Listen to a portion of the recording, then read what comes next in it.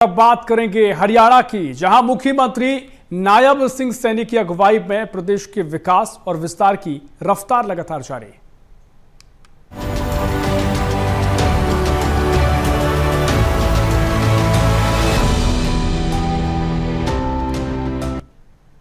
Delhi NCR की जहरीली हवा से राहत दिलाने की दिशा में हरियाणा सरकार ने बड़ा कदम उठाया है। पुराने प्रदूषण फैलाने वाले करीब 1,08,000 कमर्शियल वाहनों को चरणबद्ध तरीके से बदलने के लिए नई प्रोत्साहन योजना लागू की गई है।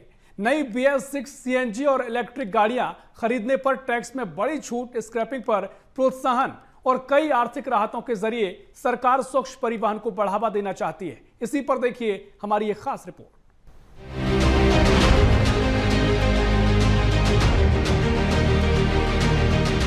दिल्ली एनसीआर की हवा हर साल करोड़ों लोगों की सेहत के लिए सबसे बड़ी चुनौती बन जाती है। जहरीली होती हवा, बढ़ता स्मॉग और सांस से जुड़ी बीमारियां अब सिर्फ मौसमी परेशानी नहीं बल्कि एक गंभीर पर्यावरणीय संकट बन चुकी हैं। ऐसे समय में हरियाणा सरकार ने प्रदूषण के सबसे बड़े स्रोतों में गिने जाने वाले पुराने कमर्शियल वाहनों को चरणबद्ध तरीके से सड़कों से हटाने का फैसला किया है। सरकार का मानना है कि अगर भारी डीजल वाहनों की जगह आधुनिक और कम प्रदूषण फैलाने वाले BS6 CNG और इलेक्ट्रिक वाहन लगाए जाते हैं तो इसका सीधा असर हवा की गुणवत्ता पर पड़ेगा और आने वाले वर्षों में NCR की आबो हवा को बेहतर बनाने में मदद मिलेगी। राज्य के NCR जिलों में BS4 या उससे पुराने मानकों वाले पुराने ट्रकों और बसों को बदलने पर मोटर वाहन कर में छूट के प्रस्ताव को भी आज मंजूरी दी है। नए BS6 या उससे कड़े मानकों वाले इलेक्ट्रिक व्हीकल CNG ट्रकों व बसों की खरीद पर पात्र लाभार्थियों को 100% मोटर वाहन कर में छूट दी जाएगी। प्रदूषण पर हरियाणा सरकार का बड़ा बार, 1 लाख से ज्यादा पुराने कमर्शियल वाहन होंगे रिप्लेस। BS6 CNG और EV वाहनों को मिलेगा बढ़ावा। नई गाड़ी खरीदने पर 100% मोटर व्हीकल टैक्स माफ। इसी सोच के साथ हरियाणा कैबिनेट ने करीब 1,08,000 पुराने कमर्शियल वाहनों को बदलने के लिए विशेष प्रोत्साहन योजना को मंजूरी दी है। योजना के तहत NCR के 14 जिलों में पंजीकृत BS6 और उससे पुराने ट्रकों और बसों के मालिक यदि नए BS6 CNG या इलेक्ट्रिक वाहन खरीदते हैं तो उन्हें मोटर व्हीकल टैक्स में 100% छूट मिलेगी। इतना ही नहीं, यदि कोई पहले से पंजीकृत BS6 CNG या इलेक्ट्रिक कमर्शियल वाहन खरीदता है तब भी उसे 50% टैक्स में राहत दी जाएगी। सरकार की कोशिश है कि वाहन मालिकों पर आर्थिक बोझ कम हो और वे स्वेच्छा से पुराने वाहनों की जगह आधुनिक तकनीक वाले वाहन अपनाएं। पुराने इस्तेमाल किए हुए EV CNG ट्रकों व बसों की खरीद पर भी पात्र लाभार्थियों को मोटर वाहन कर में 50% तक की छूट दी जाएगी।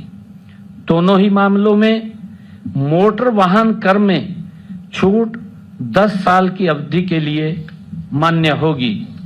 साथ ही योजना के तहत यहां खरीदे गए नए वाहनों के रजिस्ट्रेशन पर रजिस्ट्रेशन फीस भी माफ की जाएगी। पुराने BS6 वाहन खरीदने पर 50% टैक्स छूट। BS3 और पुराने वाहनों की होगी अनिवार्य स्क्रैपिंग। BS4 वाहनों के लिए स्क्रैप या बाहर बेचने का विकल्प। 1 साल से ज्यादा का बकाया टैक्स होगा माफ। नई गाड़ी पर 5% ब्याज सब्सिडी का लाभ। सरकार ने पुराने वाहनों के लिए भी स्पष्ट नीति बनाई है। BS3 और उससे पुराने वाहनों को अधिकृत स्क्रैपिंग सेंटर में भेजना अनिवार्य होगा, जबकि BS4 वाहन मालिकों को विकल्प दिया गया है कि वे वाहन स्क्रैप कराएं या फिर उसे ऐसे क्षेत्र में बेचें जो राष्ट्रीय स्वच्छ वायु कार्यक्रम के दायरे में नहीं आता।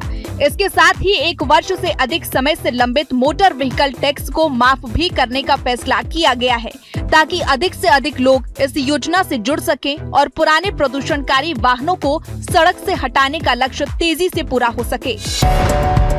एनजीटी और सुप्रीम कोर्ट के निर्देशों पर अमल, सरकार को जीएसटी से राजस्व बढ़ने की उम्मीद, स्वच्छ पर्यावरण की दिशा में बड़ा प्रशासनिक कदम।